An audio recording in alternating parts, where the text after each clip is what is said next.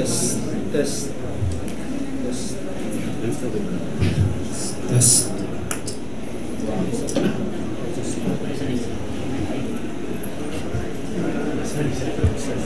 Pwede na. G. Alright, good afternoon. Ay, morning. Morning. So, welcome to Red Teaming Village presentation. We have two presentations for this RootCon 18. I'll be the first one to present. The second will be another one for tomorrow. So please check that one out then as well. So morning, I'll be presenting some Active Directory attacks and OPSEC strategies. Now, first question here: who are red teamers in their full-time job here? Like legit, if you're really red, who are red teamers here? Aside from Boss Aris, no? Sino mga red teamers? Wala? All, what are you doing? Blue teamers? Blue teamers? Can I see a raise of hands of blue teamers?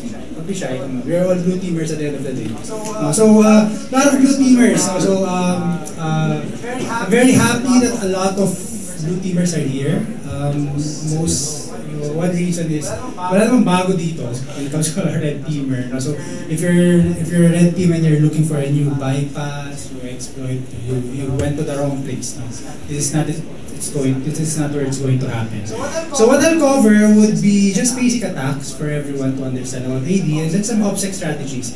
My goal here, rather the goal of the presentation, is to give you that feeling of thinking when you are doing a red team assessment. That means a lot of companies would brand a red team as a enhanced on steroid pen test. But when you actually do a red team, and if you follow the principle of where the red team terminology was derived, it's basically you are acting as an adversary to an enemy. So you have to have that mindset in that case. So I'll be presenting here. Hopefully it works.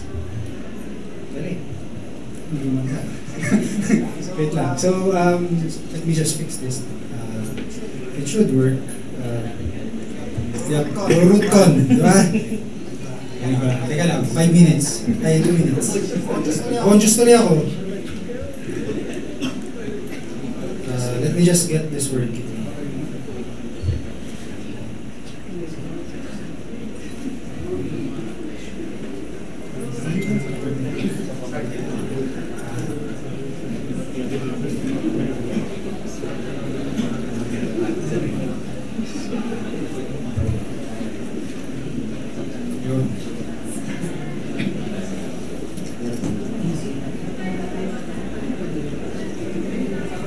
For those who are watching the recording, no, I intently pulled the HDMI cable, so wala kayo siguro makikita.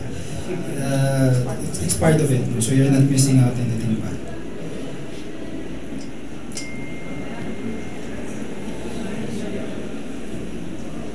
Yun. It should be working fine.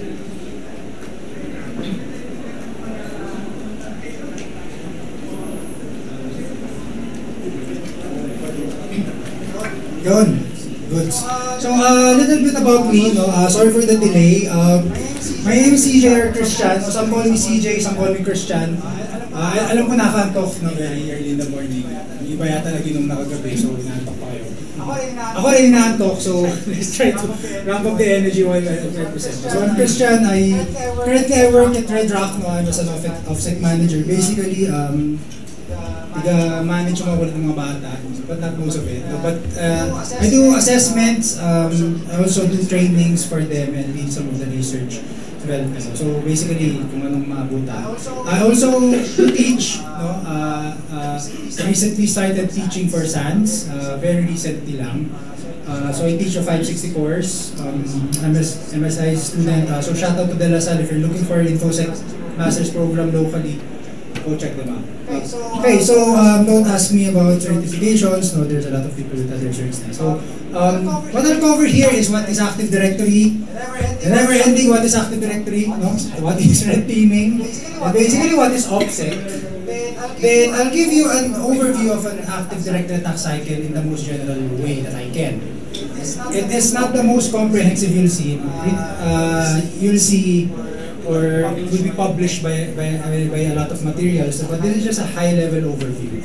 And then I'll mention some OPSEC considerations when you're doing those types of attacks. Now, I will not be able to cover all OPSEC considerations because that would vary depending on the assessment. It will always vary, right? But there is no organization that are the same. That also means that for every assessment, you have different OPSEC considerations, different things to think of.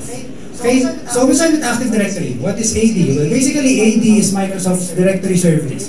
So if you are working in a company and you have to log in before you have to access resources, and you've heard of the term domain controller, you've heard of the terms the domain, forest, it's basically AD. There's a lot of materials that are out there about AD. I won't spend a lot of time on there.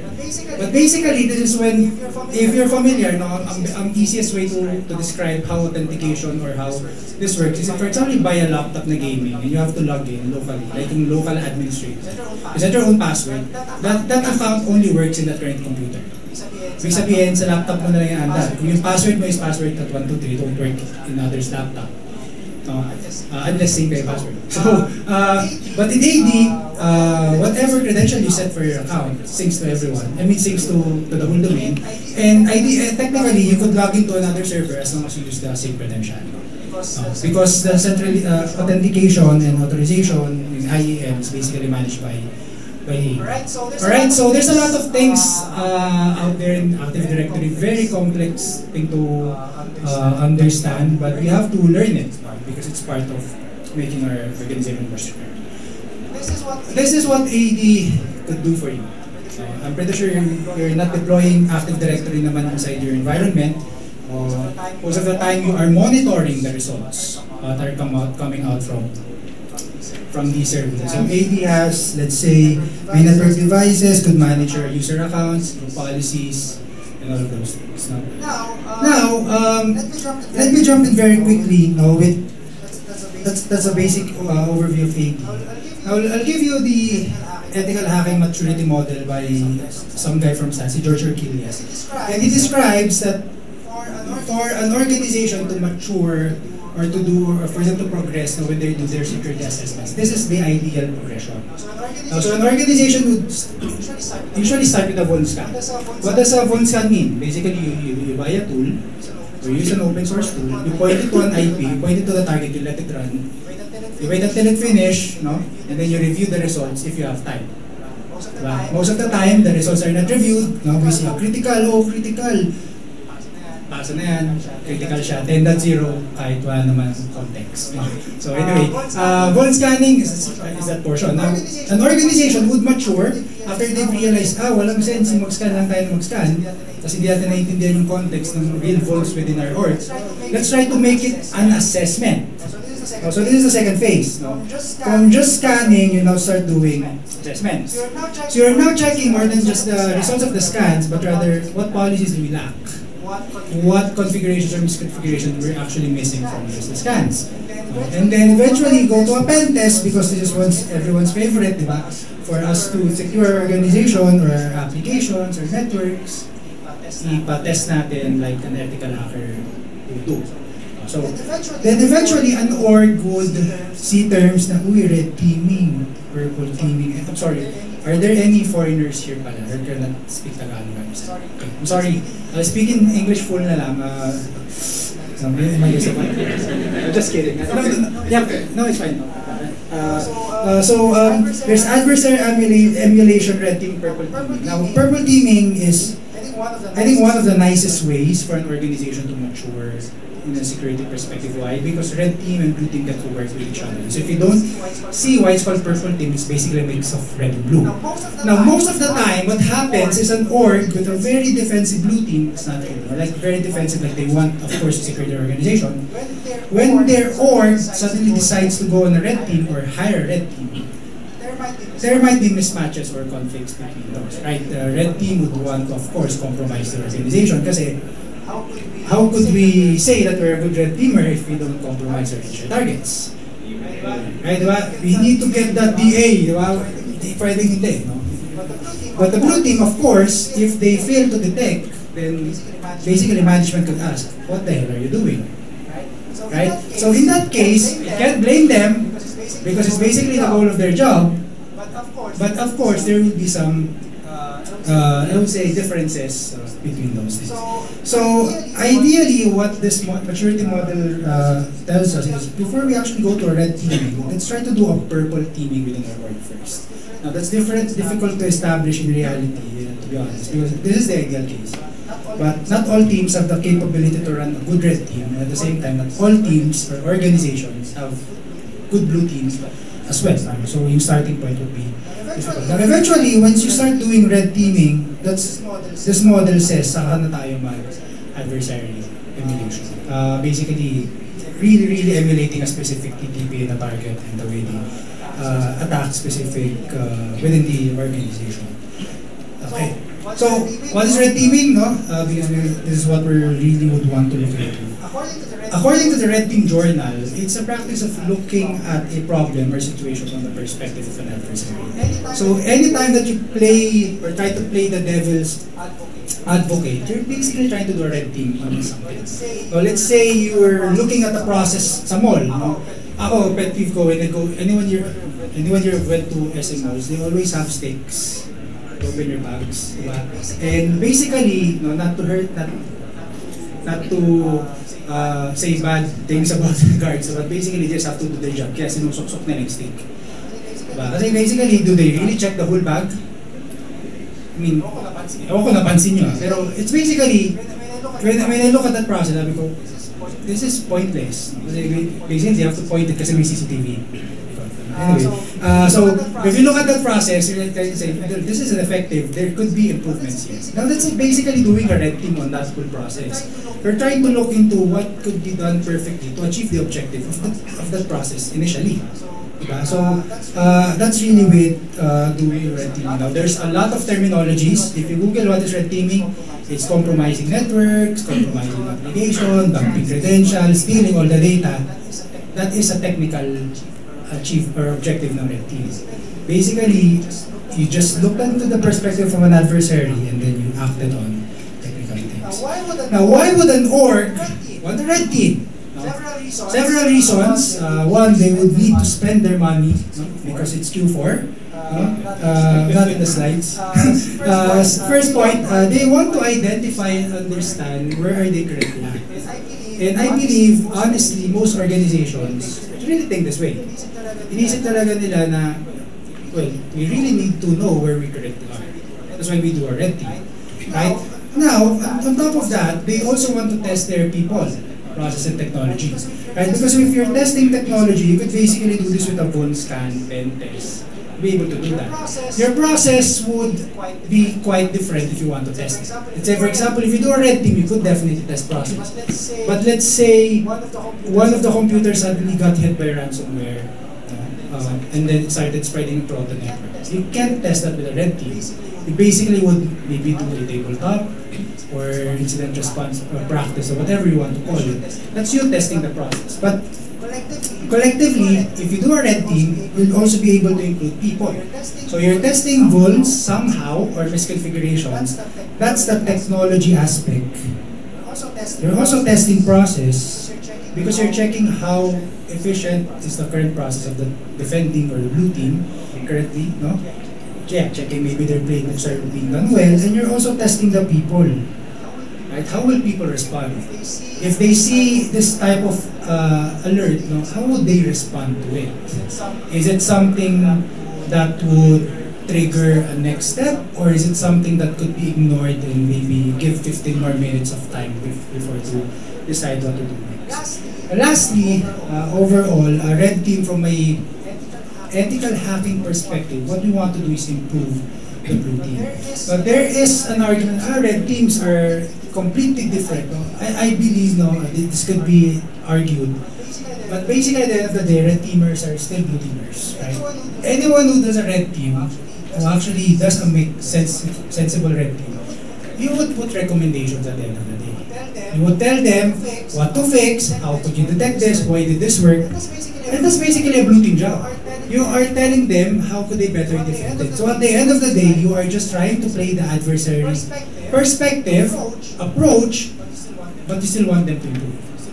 Still want them, your blue team, to be able to detect those types of attacks the next time. Now, what are the steps if you're a red team? Of course, this would be a attacker cycle without the cyber kill chain. Diba? Anyone, kabisado niya na yan, diba? It's like the OSI model of cybersecurity. You have to, OSI model, that's one framework. It used to be very useful, but then it had its limitations. Number one, it does not consider insider threat. Right? Everything is outside. Recon, weaponization. Every insider threat ka, dito na yan, no? Installation. Right? In some cases. It could be in delivery, like for example, you have a malicious or a, let's say, agitated user, right? Who suddenly decides to fish everyone internally. You're in the delivery phase somehow, right? So it had its limitations, it had its restrictions, but it was a good representative of what an attacker would do. That's why the unified kill chain was developed. It was from a paper by, I forgot the name of the guy, but you could look at the references here. But it kind of like represents more what actually happens in the attack. The attacker would start with getting in, they'll do all of these steps, resource development, delivery, social engineering, then they'll pivot inside the network, and then they'll do discovery, privilege escalation, execution, credential access, lateral movement, then they'll do lateral movement, basically almost same lang to dalawa, or almost similar, and then they'll do their objectives. They probably would want to collect data, maybe do something that's impactful to the organization, or even exfil. So if you look at this type of kill chain model, it somehow represents realistically what is going on in an attack. And of course, it cannot be a framework presentation or a red team presentation without the MITRE ATT&CK framework. So was suddenly exploding, sobrang dami niya ng laman. I cannot even fit it in one slide. I did my best to fit it in one slide. Meron pa yan dito yata. Kasha, what can you do? But you can check MITRE ATT&CK framework. For those who aren't aware, MITRE ATT&CK framework was created with the motivation that there is no common language in the security industry. One guy says, that's credential dumping. One guy says, that's password dumping. So magkaiba ng ideas, or different ideas, different terminologies. What MITRE ATT&CK did was to correlate everything from the TTPs. Now, when we look into credential dumping, we call it always credential dumping. If you're basing MITRE ATT&CK framework. It's not like, nagmimikas, we call it always credential dumping. So, anyway, if in casual talks, you always say money. Now, there's another framework, yung Purple Team Exercise Framework. You can check into this one as well. If you want to do purple teaming inside your org, this would go in the steps. Start with planning, try to identify what you really want to do, achieve. Then you do research or cyber threat intelligence. The main difference between a pen test and a red team or any type of adversary simulation or emulation is you have to consider yung cyber threat intelligence. Not to hate on a network pen test.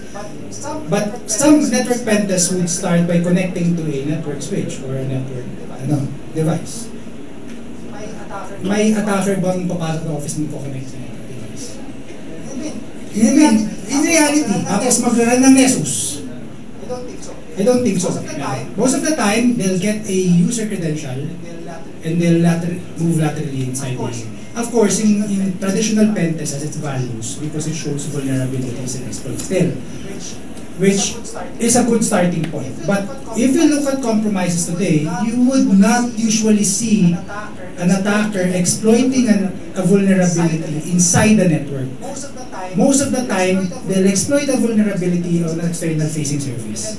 And then maybe one or two inside if there's an opportunity.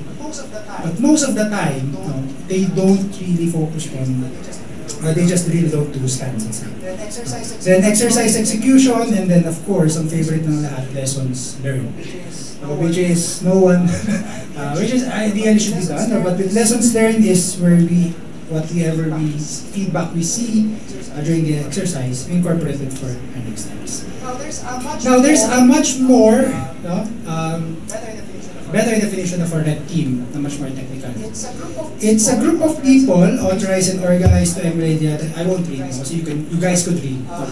But this basically says that you are authorized to emulate an attacker against a target organization. That's basically a definition of a red team. Now, if you are trying to emulate an attacker inside an organization with a mature SOC, mahirap. It's a hard thing to do.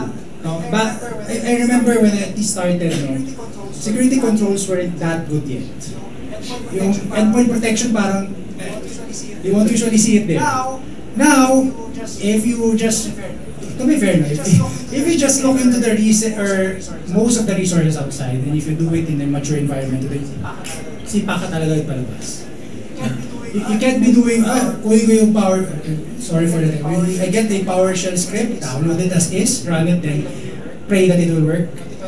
2024, not gonna happen. For those who are doing trainings, ng mga red team, yan, tone down po yung evasion. In reality, when you encounter an actual red team engagement where sobrang mahirap i-bypass, it becomes much more difficult. There's a much more better definition of red team. Going back to my before memory. This is from Tim Malcolm Vetter. Malcolm Vetter was the red team lead of Walmart. For it aware, Walmart is Fortune 1 company in the US. Ang Fortune list is basically the list of the biggest companies in the US. Number 1 siya, number 2 siya. Walmart is number 1. He's reading the internal red team. So I'm pretty sure his insights are far better than mine. So I took his insights. So he says red teams are not attackers. They are simulated attackers. And if you look into the description here, with motives properly checked, we can remember that as simulated attackers, we are really still defenders. We pretend to be attackers. You guys could read, no? But if you could see it, in mock-up scenarios, we have our responsibilities to our employers, clients, customers, stakeholders, whose data is the resource we chase and loot. No? So what I want to do here, I keep on providing descriptions of our red team, is for us to understand that red teaming is not Active Directory pen testing. A lot of people would think that way. Wala naman dito yun. For example, you sign up with CRTP. Active Directory, they call it Certified Red Team Professional. They teach you Active Directory hacking, but that's not really the full red team mindset of things. So it's so much bigger. But of course, may limitations. But I'm just trying to say, I'm trying to set the right mindset. Now, considering OPSEC, so with red team, we don't want to be detected, right? So we have to do operational security. Now, of course, I looked into Urban Dictionary. What does OPSEC mean? It's short for operational security used by military and government personnel. Not entirely true, because most people do OPSEC na rin today. But it initially started as something for by military and government personnel. So there's an example here. How to use it. Dude, don't tell your girlfriend when we are deploying that OPSEC. For the lack of a comma here. Dude, don't tell your girlfriend when we are deploying. That's OPSEC. But of course, it's Urban Dictionary. Printed in 2005. People don't know English. So they go straight for it. So it's a very good description. Now, speaking about girlfriends, have you seen this picture? Has anyone seen this picture? Anyone knows this picture? Wala? Yes. It will work. Iisip ko kagabi. So iisip ko, if I put this here, will people recognize what is this? This is basically a picture of a guy with a girlfriend. So the context is that guy is a known hacker. And is being looked for by a lot of people and it's been damaging a lot. So basically, nagtatago siya. But of course, a guy has needs. So nagkaroon siya ng girlfriend or boyfriend, whatever it is. I'm not sure with the story, but it seems like the girlfriend likes posting in IG. Posting in Twitter, of where they're going, what car are they using. And they're living the time of their lives. So basically, you could watch it like a movie. They're all living happily ever after. This guy has been being chased by federal agencies, I guess, for a few years. And when this picture was posted, around 2 weeks, he got caught. Now, there's no confirmation that because of this photo, the reason why he got caught, but it's very easy, for me at least, with a very simple mind, if hindi ka mahuli for, if they can't catch you for around several years, then your girlfriend posts a picture of where you are, and you get caught in 2 weeks, I think that's an easy correlation. This was actually the tweet by VX Underground. That guy, Mark Sokolovsky, a Ukrainian and alleged author of Raccoon Stealer, was arrested in the Netherlands in March 2022 with the accidental help of his girlfriend. They fled Ukraine together, they were living the time of their life, they're about to get married. She documented everything on Instagram. She posted this photo 2 days prior to his arrest. There is also another Russian threat actor who was caught because of this. And would you say it's bad OPSEC? I would say, but at reality, in reality at some point, how OPSEC could you go? Right? If you are that guy and you're earning lots of money from stealing from organizations, you would want to live like a human being. So, of course, that would happen. Another example. Anyone knows sino si Pomporin? Bridge Forums, Wala rin yung Bridge Forums sa inyo? Okay, the next slide. No, but this one was from a release document by the US Justice. If you weren't aware, si Omnipotent was the admin of Raid Forums. If I remember correctly, Pomporin was the original or initial admin of Bridge Forums. And Bridge Forums was taken down because it's basically used to sell exploits, sell data, and other bad stuff. Now, one of the conversations na nakuha, and this was documented, was Pomporin talking to Omnipotent. He was asking, apologies for the late reply, here's another email, but what's going on here is si Pomporin was looking for an email in the data batch, and he can't find that email. So he gave the example of the exact email na hinahanap niya. The email is ConnorFritzPatrick02@gmail. He did not say that it's his email. But if you're like, maybe you trust the person, you're both admins for a hacking website, maybe you will ask your actual email, right? Because you feel that sense of pareho naman may hacker.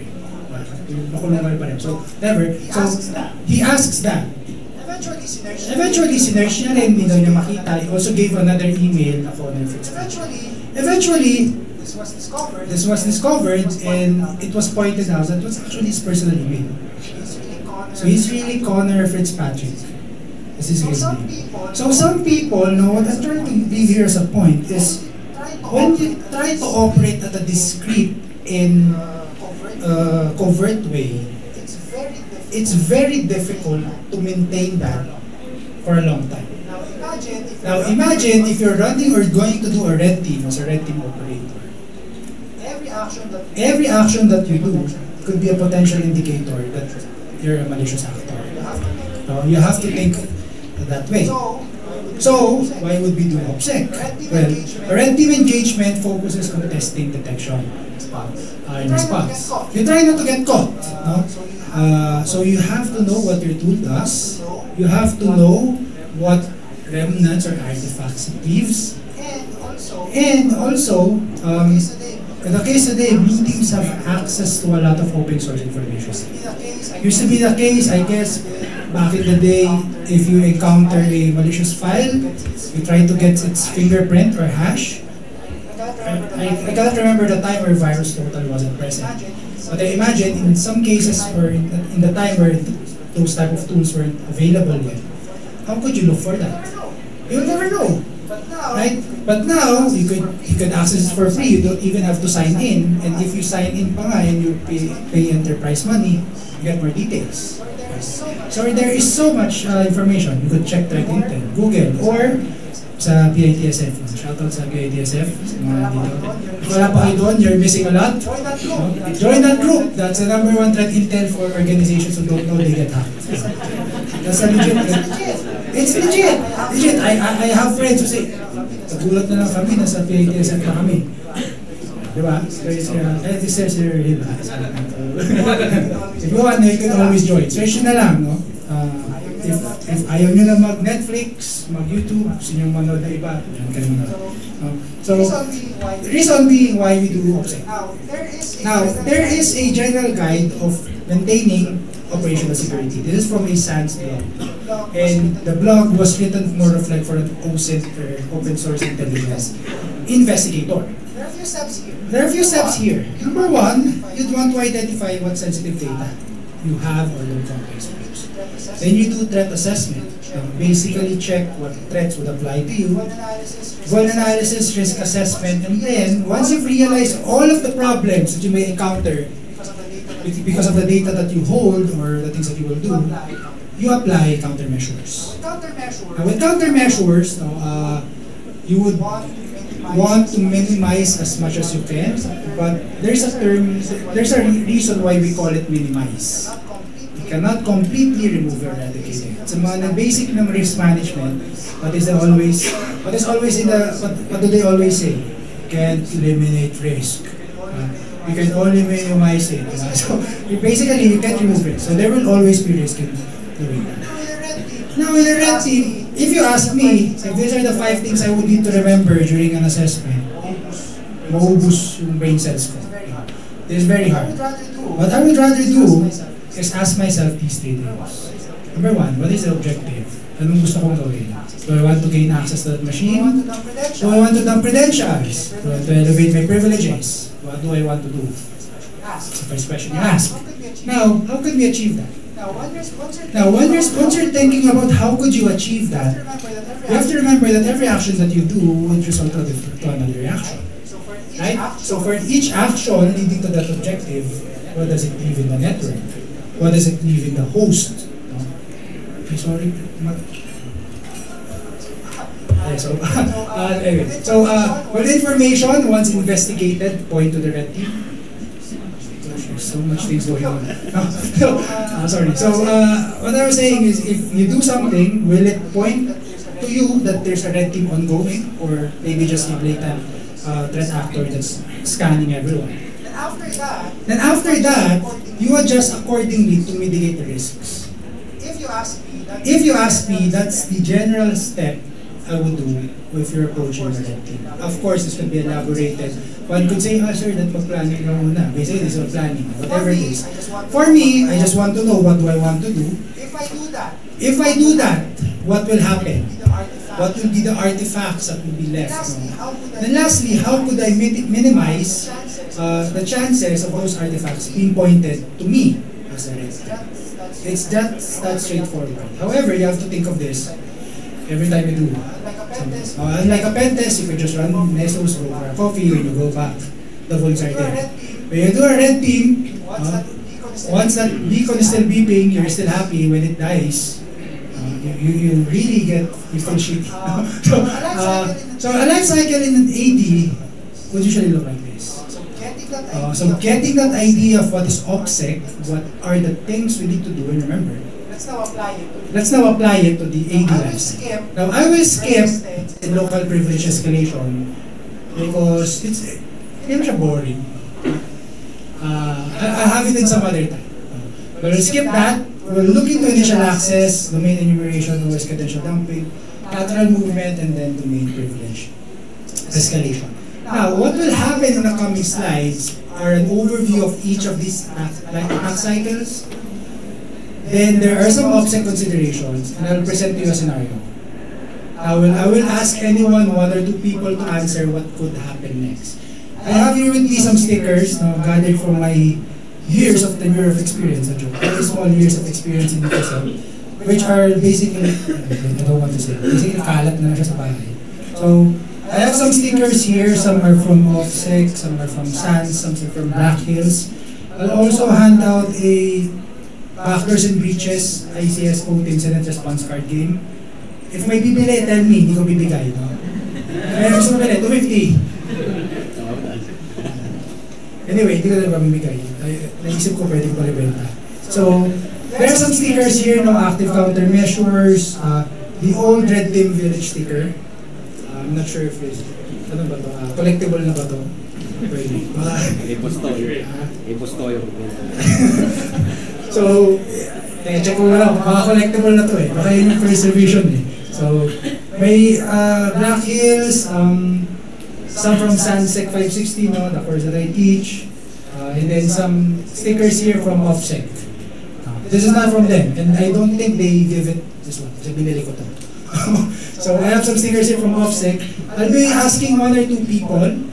So please listen carefully. If you provide an answer, then I'll give you the great opportunity to pick 2 stickers. Only 2. Okay, please, you can count, dalawa lang. No? So, let's get started. Initial access. What is initial access? Well, there are several ways for an attacker to gain initial access. One is social engineering or any phishing, phishing, whatever. Or a login from a publicly exposed service. Let's say the attackers suddenly forgot that SSH exposed in the internet with root login enabled is a bad idea. They suddenly forgot, no, because there's not enough references saying that's bad. So, they missed it.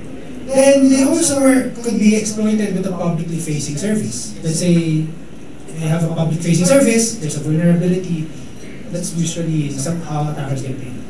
Internal rogue devices, not that usual to do in actual red team, unless that is the scenario. Supply chain attacks, difficult, right? If you try to compromise the supply chain, you're out of scope. So, don't do that, guys. So, only for, if you want to do it, you have to be a legit. You have to go on the dark side. So, those are the things that could happen or what attackers could do to get in. Now, to be honest, initial access is difficult these days. Spend a lot of time, try not to get caught before you even send your first email if you're doing phishing. At the same time, when you send your first email, wave, no, there's so many opportunities for you to get detected. How did you set up your infrastructure? Which IP did you come from? Did the IP that you use make sense to the organization? A lot of things to consider. So, and sometimes, if you really think about these details, you are doing a far better job than some threat actors. There's this one story that a threat actor actually played YouTube inside an RDP to deploy a tool. Now, that says a lot of things, right? Bakit hindi natin, why wasn't it detected? That's a good point, but I'm more interested in why the attackers would open YouTube inside an RDP session, no, to figure out how a tool would work. And that tool was Bloodhound pa nga. So, very weird. But there are orgs that get detected. It's funny because we are used to the ideal state of orgs. But if you've seen a lot of orgs, if you see presentations of how good security or blue team now is, I would say that's for the most biggest organizations. If you look into small, medium organizations, they don't even have capabilities to check that. You're looking at a 50 staff organization, they don't even use or change their passwords. That's you're looking at detections. So far pa sila. Okay. So what's the considerations with initial access? Number one, secure your hosts, right? You don't want your host to be exploited or be counter-hacked, no, by blue teams. Because some blue teams would do that. They actively do recall in some cases. Allow user IDs, that makes sense. Default user agents, no? Even from a pen test perspective, did you know that if you run Nmap, the default script, the user engine, when you point it to port 80 or HTTP, that's that user agent Nmap scripting engine. Did Nmap really did that for us to get caught? I could say yes, no? Or maybe it's just Nmap, how Nmap works. But as a red teamer, if you want to blend in, fix that. If you actually do curl via PowerShell, the user agent is PowerShell. No one, it's not usual behavior of a user. So if you use WP Scan, it has its own user agent. If you use SQL Map, it has its own user agent. So if you think you're a lead hacker because you could use SQL Map, no, wait. Yeah. So consider this one. Now some tools, for example, GoFish and even Genex have their indicators as well. It's widely published and disclosed out there. So make sure you change that. So let's wrap up the pace a bit. So scenario 1. The red team performs external recon on the target organization from source IP address A. The blue team detects the conducted port cell. Okay. Now a few days later, the red team sends out a phishing email coming from source IP address A. What could happen next? Now I'll take two persons or two people to answer. What do you think could happen next? Answer from the perspective of the blue team. Come on guys, what could happen? Yes, sir. Since the IP is already known, it could have been blocked. Yep. So, answer right, sir, since the IP has been known, most likely the IP could have been blocked. Right? How about other answers? So, for those who will answer, please remember that you answered and I trust that you are honest. You go here later, get your stickers. Naunahan na lang kayo. So, yes, sir. There are existing correlations that may trigger and would trigger continuous investigation. So, when Okay, so basically what sir was saying is there are tools that to basically correlate that IP, and basically the red team could, engagement is already foiled. So from this scenario, you could see that if you just use an IP, your whole op could be in shambles. Right? So those are some of the considerations that red teamers could consider. It's very basic. Now, another one, target organization has offices in, I forgot what it is, Philippines and Singapore. They were able to get credentials. No? The red team must successfully phish the user and log in using those credentials from Vietnam. The blue team receives an alert from that login. What could happen next if you're a blue teamer? What could happen next? Yes, sir.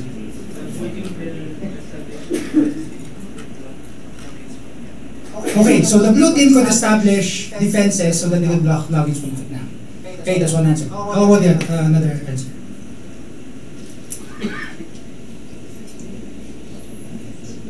Akala nyo, makikinig lang kayo, no? Akala ko rin eh. So, what would happen next? Well, I will answer. I can get my sticker later. One thing the blue team could do is investigate why is there a login from Vietnam if you have only offices in Philippines and Singapore. They can basically call the user and ask, are you in Vietnam right now? Right? So some of those things could happen. Now, if the blue team realizes, oh, the user is not in Vietnam, but there's a login in Vietnam with that credentials, that's obviously an attack. Now, if you're the red teamer who did that, you just wasted your credentials. Right? So if you don't realize or try to put into context where does the organization operate, you are already doing bad object. So I mean, that's the scenario with initial access. Now let's move to domain enumeration. Let's say the attacker gains initial access and now they're enumerating the domain. They're looking for information about users, which groups are quite misconfigured, what trust or ACLs abuses I could do. From here, the goal is to learn as much as we can as a red team operator. We want to get as much understanding of how the network works.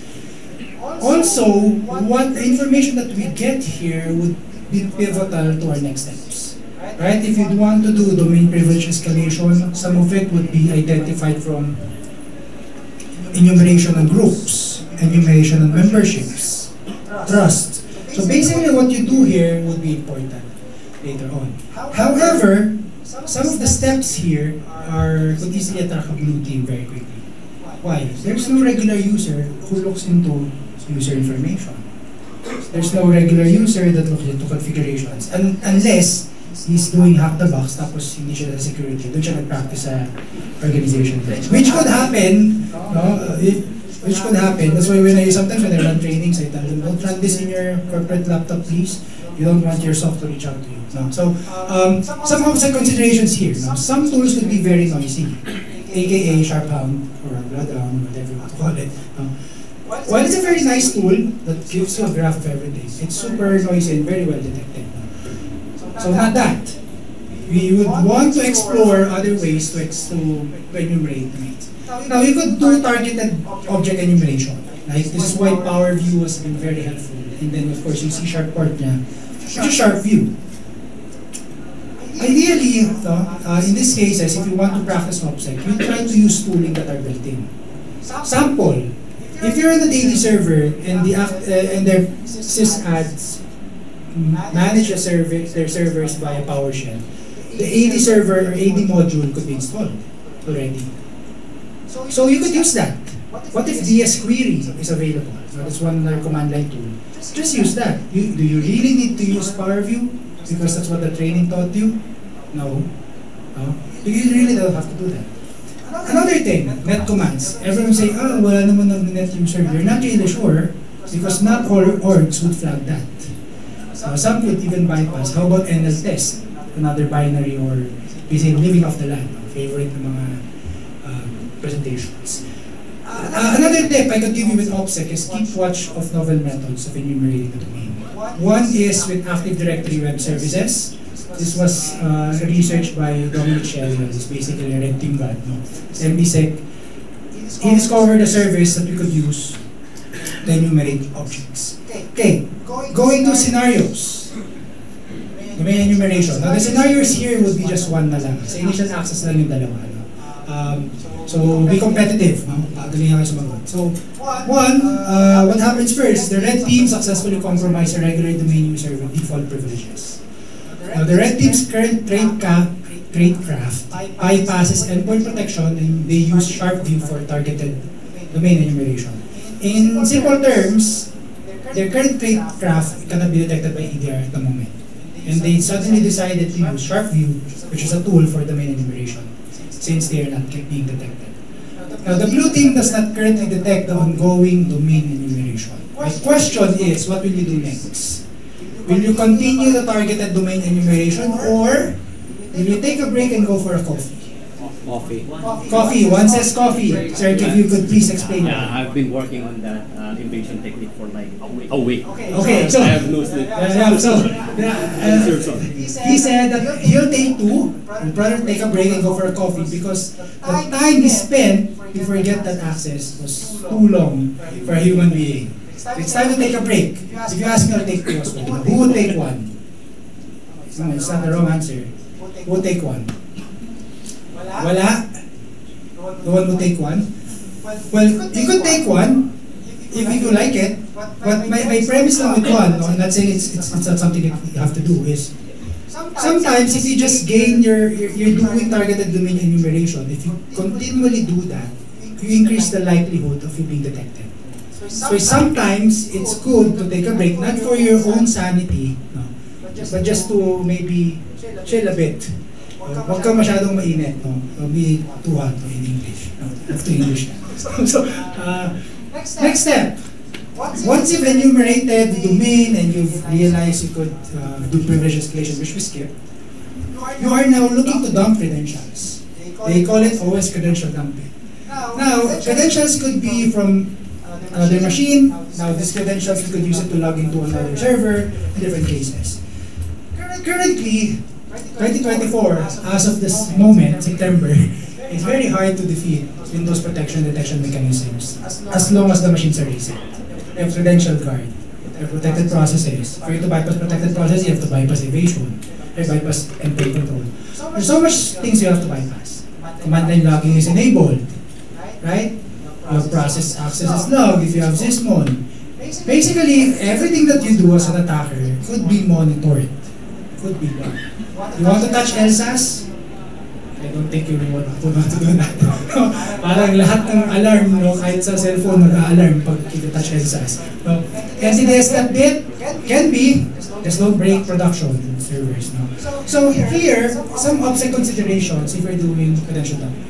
The first point, do you really need to touch LSAS? Mimikatz is the supreme tool. No? I would want to use Mimikatz because Mimikatz is a cool tool. You really need to touch LSAS? In some cases, no. What about plain text credentials and scripts? Config files, sysads are humans. They put passwords in config files. Some applications as well require you to put in passwords as is. So why try to touch LSAS and lose all of your progress just because you want to dump credentials? Of course, there will be a point in time where you really have to do it, and you really have to pray you don't get caught. Now, credential reuse, how about tickets you can extract from memory?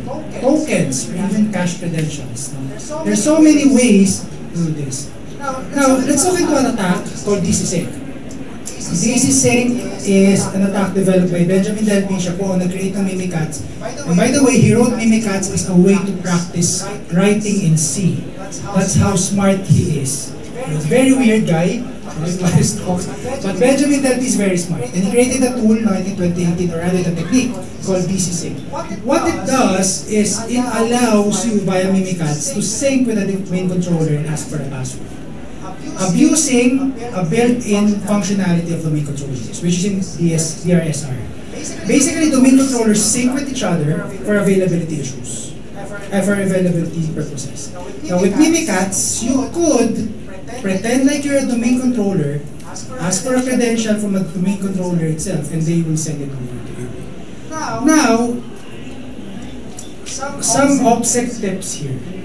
I want you to remember that this traffic here, why do I keep pointing? This traffic here is done only between domain controllers.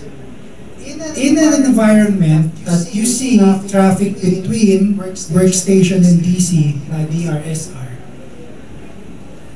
pwede ko pusta 100 DCSync yun. No? Because that traffic only happens between DCs.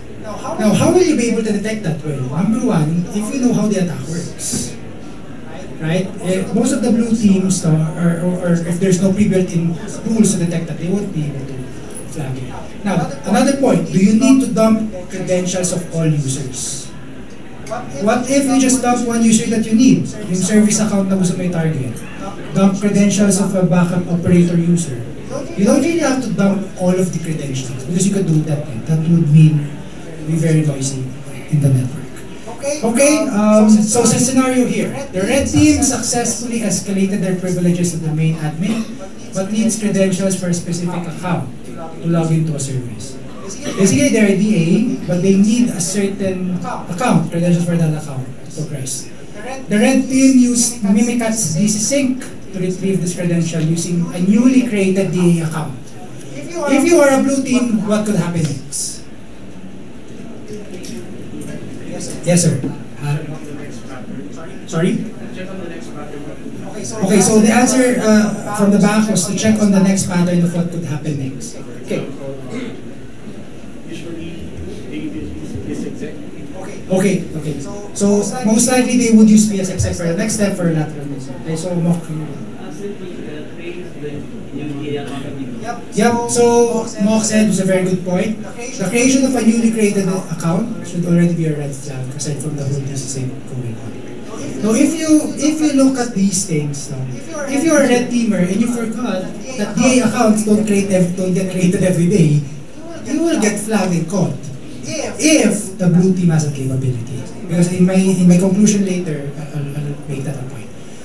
Lateral movement, next step. Basically, the attacker would move into the network after getting credentials. They would maybe do internal spear phishing or just exploit remote services.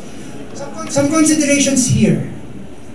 Use services that are used by the organization. Are they usually using RDP? If yes, then use RDP.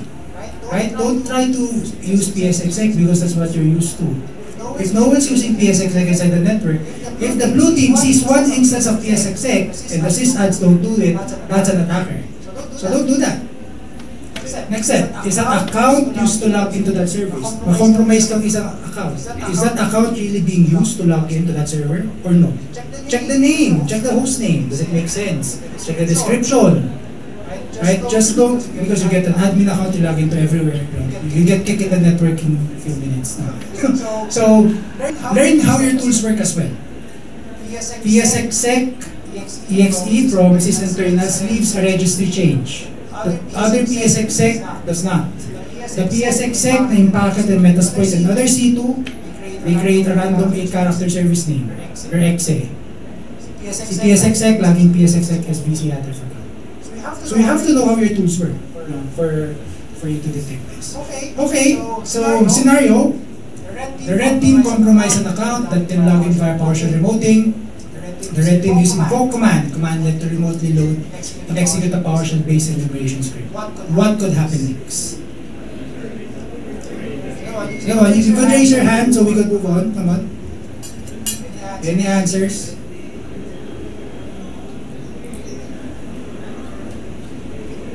What could happen next? Doesn't have to be the right answer. Your ideas lang. As a blue team.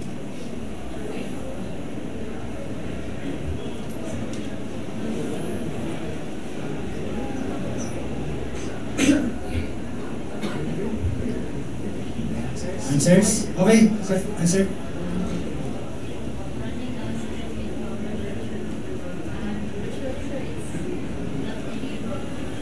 Okay, so the answer was running a script via PowerShell is usually not enabled because you sometimes have to block script execution or execution policies. That's a good point. And especially, maybe if you're blue team, you have to check, are we using PowerShell for remote administration? Are we using PowerShell remotely? So these are the things that you could check into now when you're at this. I'm on the last point, so hopefully we'll get to finish this one. Now, you've done your lateral movement, you have now you want to escalate your privileges inside the domain. What is the number one goal of a pen tester? To gain DA. I want to be domain admin and show the world I'm very smart. However, in some cases, and even in real cases, it's not always necessary. Why? Because a red team is an objective-focused assessment. If your objective is to gain DA, then congrats, you did it. But in some red team engagements I've been, there was this one assessment that we had to gain access to a printer server because that printer server was used as the brain of all printed materials for a sporting event. That was the goal. We could get DA and jump to that, of course, but that was, if there is a path that would lead us to compromising that printer server or that application to make changes, we have achieved our goal. We don't have to be DA in that case. You will also most likely have to deal with Kerberos-based attacks. I'll talk about Kerberos tomorrow in my talk there. No? Hopefully you get to wake up very early. No? Hopefully you get to wake up then. No? So, very early, 8:30. So, good luck. So, several attacks could be used to escalate, but you have to choose wisely. Now, some upside considerations. Do you really know how cool stuff works? Golden ticket, silver ticket, diamond ticket, platinum ticket. All of those tickets, do you know how they work? Did you know that the golden ticket by default is valid for 10 years and you cannot change that unless you recompile minicats? So if you see a golden ticket with KList command, 10 years valid, congratulations, you have a new domain admin. So, Kerberos everything. How about RC4 encryption types? That's all been deprecated, Windows XP pa.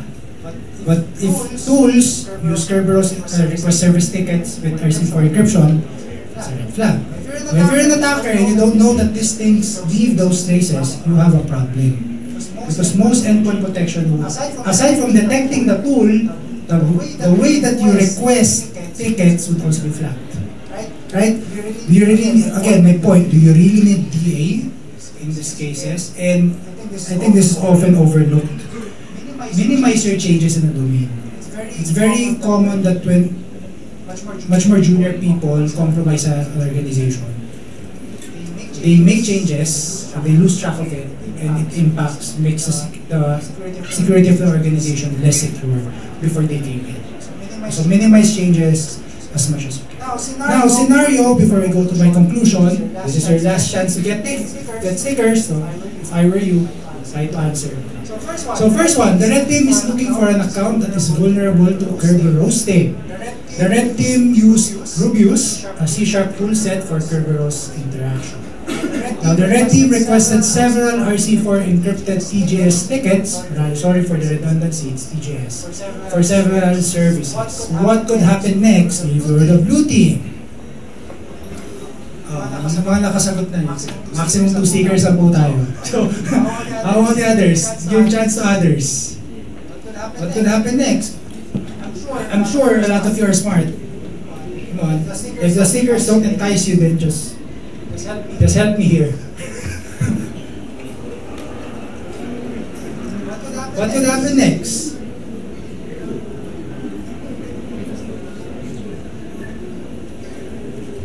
Oh.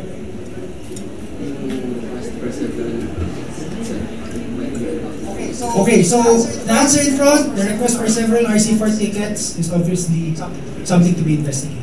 As your red team, you may get caught, you may get kicked out of the network, you may not. It now depends on the blue team. That's why, as an ending with this point, being a red team operator is very, very technical and requires very stressful and requires you to be up to date. Your tradecraft, ibig sabihin, the skills or capabilities will be a limiter. That's why you have to take trainings. But at some point, trainings are publicly available and the blue teams read trainings and the blue teams read TTPs. They will fix it. So at some point in your career, you have to do your own research. And this is, to be honest, what has changed in the red teaming industry. Maybe 3 or 4 years ago, people are flowingly publishing their bypasses in Twitter. Now, tinatago na nila. They're hiding it. Why? Because if you post it, maybe Florian Roth is awake, there's a New Sigma rule, you're dead. So, people are not posting it anymore. Even some of the C2s that are very useful to bypass are of an underground. I'm not talking about Cobra Strike. That's not quite underground.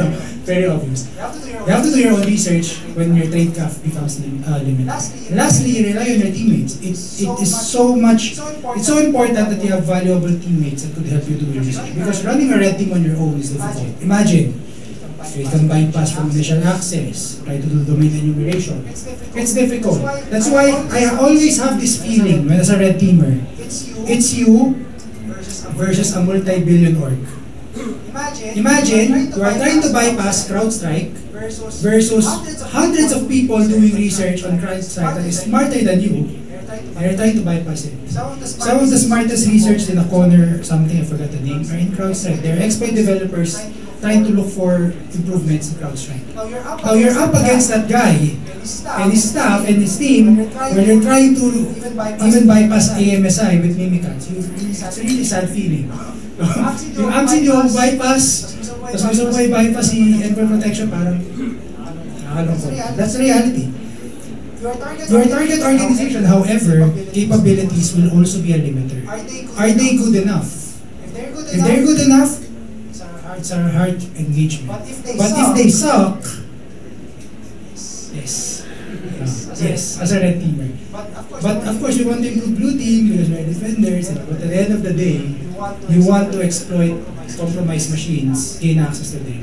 So when organizations suck with defend, as long as we provide them with valid recommendations that improve them, it's a good place to be. Lastly, Newton's third law, I hope I didn't get wrong. For every action, there is an equal and opposite reaction. Every command you run, every tool you drop, every traffic you generate inside the network, there is an artifact that will be left. And you are praying that they are not checking that, or they don't understand that, or they're too busy with other things. Or you could improve your tradecraft, so everything that I've mentioned before would be much more difficult to do. Thank you. Thank you. Thank you for listening. Sorry, I went over time. Sorry. Okay, so for those who answered, get your stickers here. I trust that you are honest and upright people. So please get your stickers here.